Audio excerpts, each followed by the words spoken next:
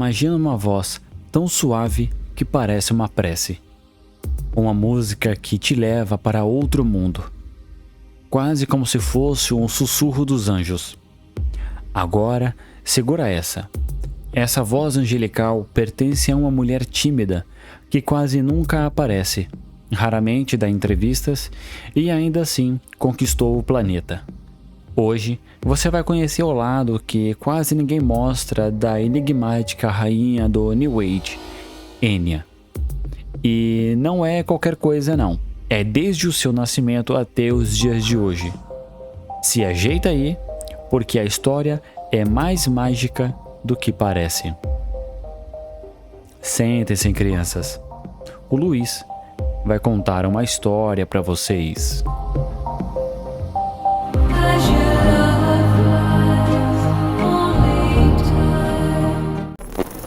Enya nasceu no dia 17 de maio de 1961, lá em Goldegore.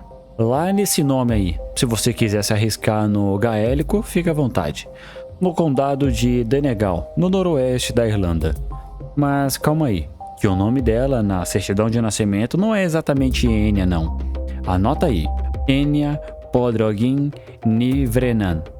É exatamente, belezinha? Isso aí é a língua do gaélico, esse é o nome original dela, belezinha? Dito isso, é quase um trava-línguas.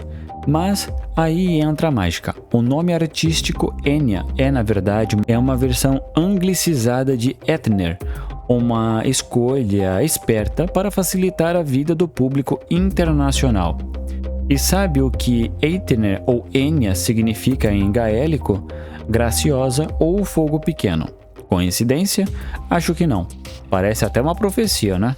Mas olha só, ela já nasceu praticamente dentro de um estúdio musical. A família dela era tipo da dinastia da música celta.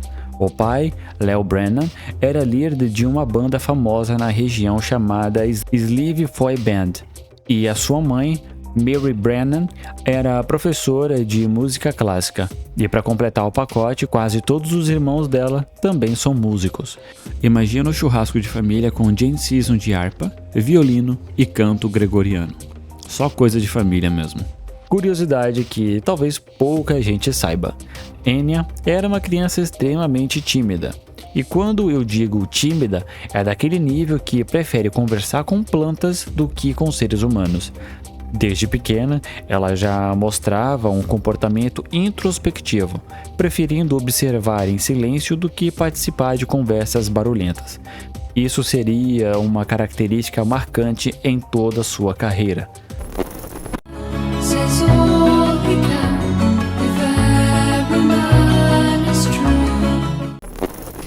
Quando ela fez 7 anos de idade, Enya começou a estudar piano clássico com freiras em um colégio católico. E detalhe, tudo em latim. Sim, enquanto a gente estava aqui no Brasil aprendendo tabuada, ela estava lá, lendo partitura e rezando em latim. Coisinha leve. Essa base musical sólida e erudita foi essencial para ela desenvolver aquele estilo único, místico, flutuante, quase como um canto de outro plano espiritual. Ao mesmo tempo, ela era apaixonada por Bach, Mozart e música tradicional irlandesa. E aqui vem uma curiosidade que quase ninguém comenta. Ela não queria ser cantora no início, ela queria ser compositora, escrever, tocar, mas ficar tipo nos bastidores, sabe? E pensa numa garota metódica. Desde nova, ela era perfeccionista ao extremo. Cada nota que ela tocava tinha que estar no lugar certo. Tipo uma matemática das emoções sonora. Isso explicaria mais tarde por que ela levou mais de 2 anos para lançar alguns álbuns. Tudo milimetricamente ajustado. Por volta dos 15 anos de idade, Enya decidiu que seguiria a música como carreira, mas sem aquele freezon de palco. Enquanto as outras garotas da idade dela sonhavam com a fama e shows, Enya queria estúdio silencioso, camadas vocais sobre camadas vocais, harpas flutuando entre sintetizadores. E aqui entra um ponto polêmico. Ela entrou como tecladista e vocal de apoio na banda Clannad, que era da própria família, mas ela não durou muito tempo ali. A convivência era complicada. A família, que era mais tradicional, queria um som mais próximo da música folclórica, enquanto Enya queria experimentar misturas clássicas como eletrônico e criar algo mais atmosférico. E vamos ser sinceros, quando alguém tem uma visão muito à frente do tempo, o conflito vira inevitável.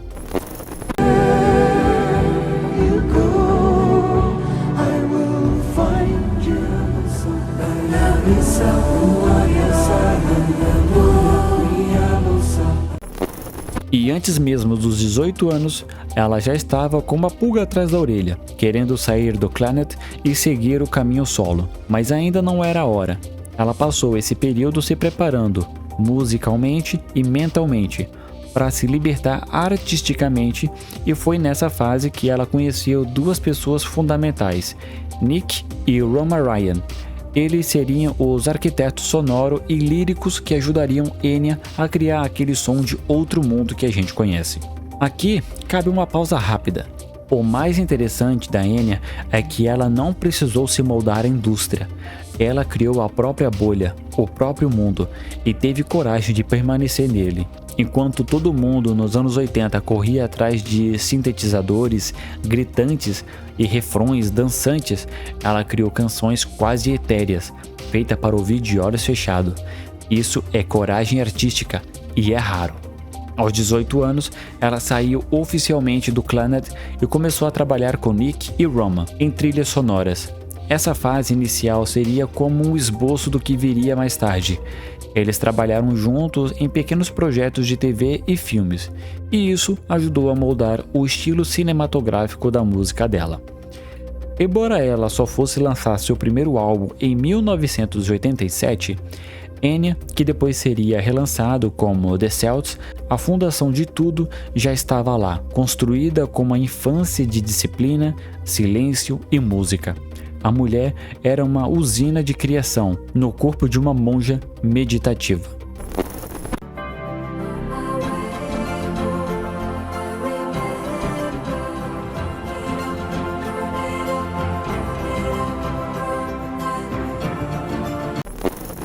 E a verdade é que já aos 18, ela já estava mais preparada que muita gente com 30.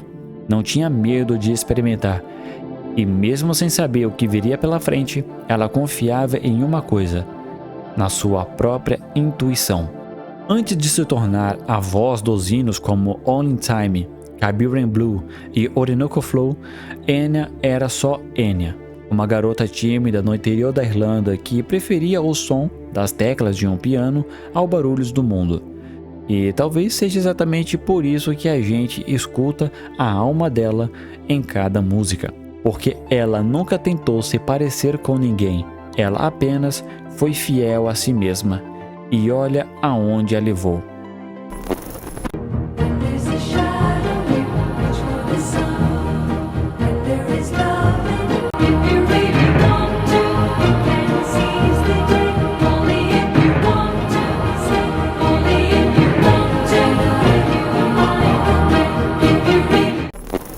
Quando Enya meteu o pé do Clannad com 18 anos de idade, geral achou que ela tava maluca, tipo, vai largar a banda da família pra quê?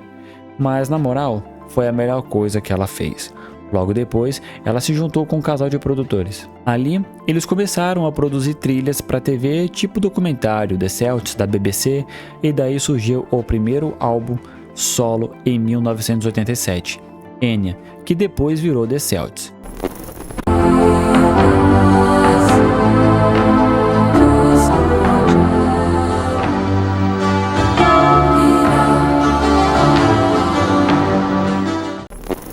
Curiosidade é a faixa Boadicea. Virou febre nos Simples e foi usada por Fugees e Rihanna.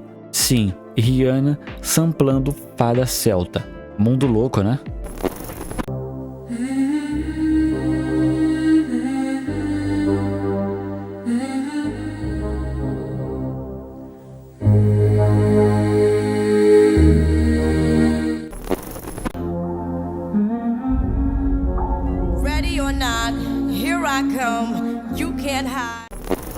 Você sabia que Enya recusou gravar Moonlight Shadow? Sim, aquela música de Mike Oldfield que virou um hit com a Meg Raylan nos anos 80.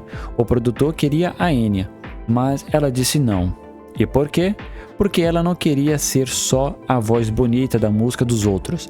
Ela já estava numa de construir o próprio universo sonoro, com liberdade total. E cá entre nós, imagina essa música com aquele vozeirão etéreo da Enya. Ia virar outro planeta musical. Mas ela segurou a onda, seguiu fiel ao estilo dela e acertou em cheio. Escolheu ser fada e cantada solo, não um sidekick de produto famoso.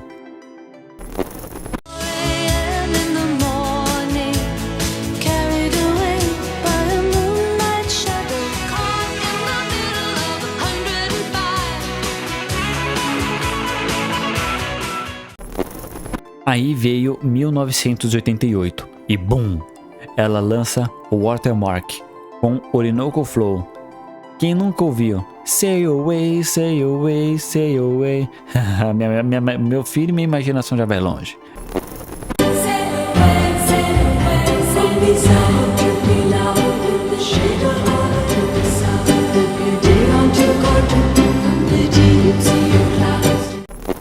Essa música virou um hino da galera zen dos anos 80. Um som tão hipnótico que parece te levar para outra dimensão. Mas tipo, não era só beleza, a produção era absurda, tinha mais de 200 camadas de vozes, tudo gravado por ela, sem banda, sem coro, só Enya e um estúdio. A mulher é praticamente um coral ambulante. E outras faixas como Storm in Africa, vibe tribal misturada com aquele ar mágico.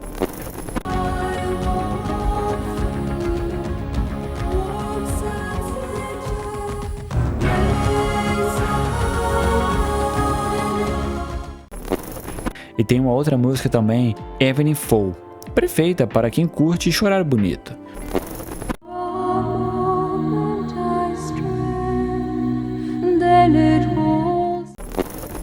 A mulher voltou em 1999 com Shepherd Moon, ganhando Grammy e vendendo milhões. A faixa de Caribbean Blue é tipo um banho sonoro no paraíso. E detalhe, Enya não faz turnê, não gosta de aparecer, o negócio dela é ficar no castelo compondo literalmente.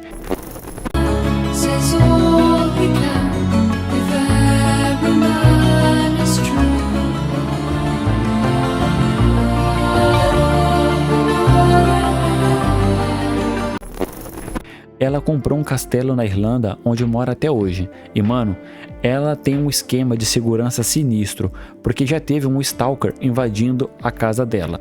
Em 2005, rolou um episódio tenso. Um stalker invadiu o castelo e ficou horas escondido lá dentro. Enquanto isso, Enya se trancou numa sala secreta do pânico. O cara destruiu parte da casa, agrediu um segurança, foi tipo uma cena de filme. Desde então, o esquema de segurança dela virou coisa de elite. E não foi caso isolado. Já teve outros stalkers que acampou nos arredores da mansão por dias. Então, quando dizem que a Enya vive reclusa, não é só misticismo artístico, é sobrevivência mesmo, meu chapa. Em 1995, The Memory of Truth, outro Grammy. Aqui já estava com um som polido, lírico e ainda mais viajante. A faixa Anywhere Is é mais popzinha, mas continua mágica. Já China Rose e Pax Diron são trilhas para quem quer meditar com estilo.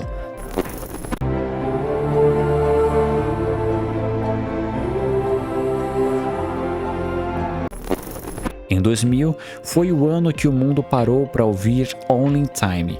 Essa música aqui, meu amigo, arrepia todos os pelos. A música já era linda, mas virou símbolo depois do 11 de setembro.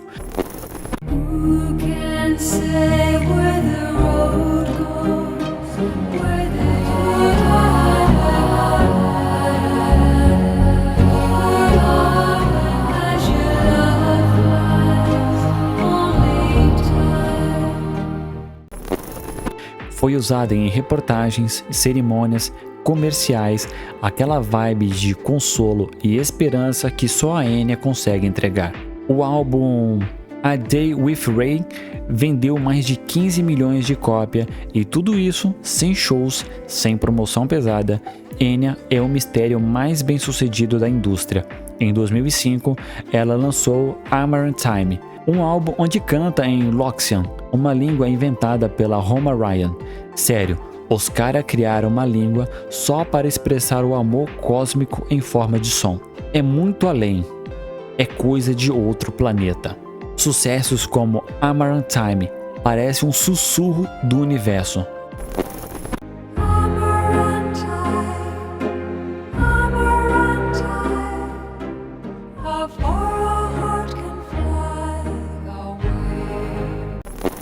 Em 2008, ela lançou And Winter Come, com vibes natalinas, tipo uma trilha sonora de filme de fim de ano, só que elegante e mágica.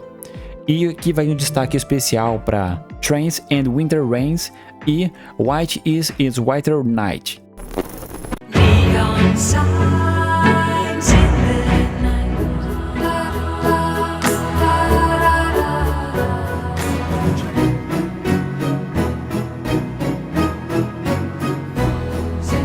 Have you seen them hurry home when suddenly it's snowing? Depois, silêncio. A Enya sumiu, mas era aquele sumiço de quem tá vivendo bem, no castelo, compondo no tempo dela. 7 anos depois, ela ressurge com Dark Sky Island, um álbum visualmente especial com aquela vibe de jornada pela galáxia. Destaque aqui vai para a música Echoes in Rain, So I Cloud Find My Way e a faixa The Human. Detalhe, meus caros amigos, ela compôs esse álbum inspirado por uma ilha chamada Sark, onde não tem poluição luminosa, a galera lá vê o céu como ele realmente é. E claro, Enya se inspirou para criar o disco inteiro a partir disso. Echoes in rain, drifting in waves, long journey home, hallelujah, hallelujah, and all the future prophecy.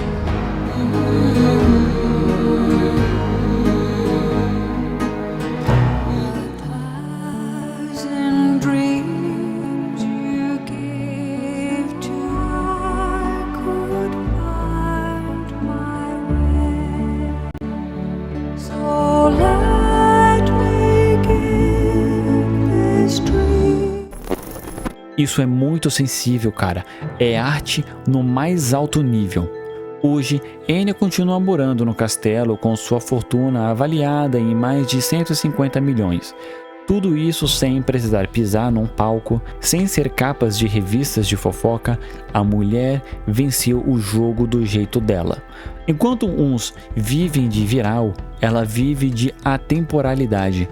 E a real é que poucas artistas tiveram tamanha liberdade criativa com tamanho sucesso. Ela é tipo o Estúdio Gambi da música. Então é isso, meus amigos. Enquanto o mundo corre atrás de visualização, a Enya continua flutuando entre as nuvens e ganhando o respeito do planeta sem sair do estúdio. A rainha do Say Away, Say Away, Say Away provou que você não precisa gritar para ser ouvido e que a arte verdadeira sempre encontra o seu caminho. Curtiu? Já mete o dedo nesse like aí, comenta a tua música preferida dela e já manda esse vídeo pro seu amigo que vive de playlist de lo-fi, achando que inventou o estilo. Aqui é raiz, aqui é o Anos de Ouro. Tamo junto, Deus abençoe, até a próxima. Fui!